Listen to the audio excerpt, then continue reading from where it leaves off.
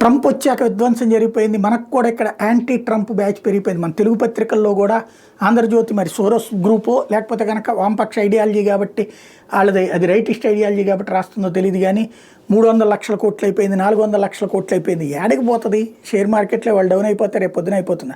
మళ్ళీ 4 రోజుల తర్వాత పోలేదు. మన అదాని దట్టగైంది, మళ్ళీ తర్వాత బాగుపడలేదు. ఇది కామన్గా జరిగిపోతుంది. కాబట్టి ఏదో జరిగిపోతుంది అన్నటువంటి ప్రచారం అయితే చేసుకొస్తున్నారు. అది పక్కన పెడితే ట్రంప్ వచ్చిన తర్వాతన బోర్డర్ క్రాసింగ్స్ 93% తగ్గినాయంట, అక్రమంగా బోర్డర్లో ప్రవేశించడం. అట్లాగే గ్యాస్ ధరలు 4 ఏళ్ల తర్వాత తగ్గినాయట. ఎగ్స్ $1.8 పర్ డజన్ వచ్చినాయట. జాబ్ గ్రోత్ ప్రైవేట్ సెక్టర్లో 93% పెరిగిందట.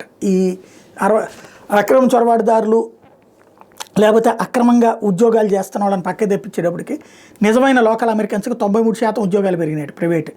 అట్లాగే ఇన్ఫ్లేషన్ ధరల పెరుగుదల 1.8% పడిపోయిందట.